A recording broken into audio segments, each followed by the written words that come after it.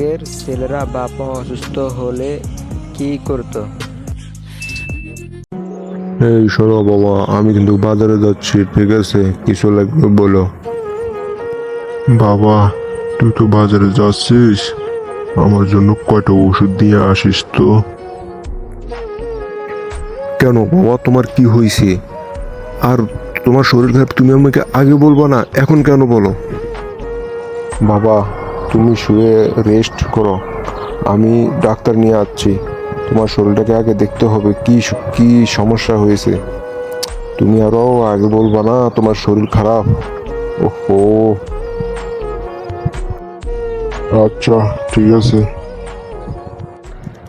এখন ছেলেদের বাপ মা অসুস্থ হলে ছেলেরা কি করে, দেখুন ভিডিওটা।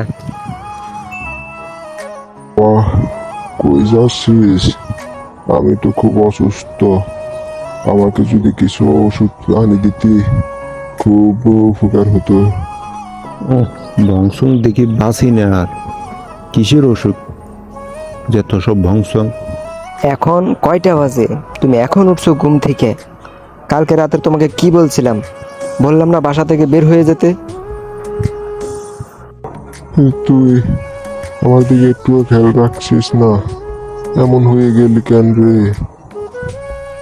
শোনো, আমি টাকা পয়সা দিতে পারবো না, ঠিক আছে? আমার বাড়ি থেকে বের হয়ে যাও। তুই তো আমারই সন্তান না, তুই আমারই সন্তান, তুই আমার সাথে কেন এমন করস বাবা? এইসব ভঙ্গি সঙ্গি করে কোনো লাভ নাই, বের হয়ে যাও আমার ঘর থেকে। আমি বাসা থেকে অসুস্থ শরীরে কই যাবো? প্লিজ বাবা, তুই আমাকে বাসা থেকে বের করিস না।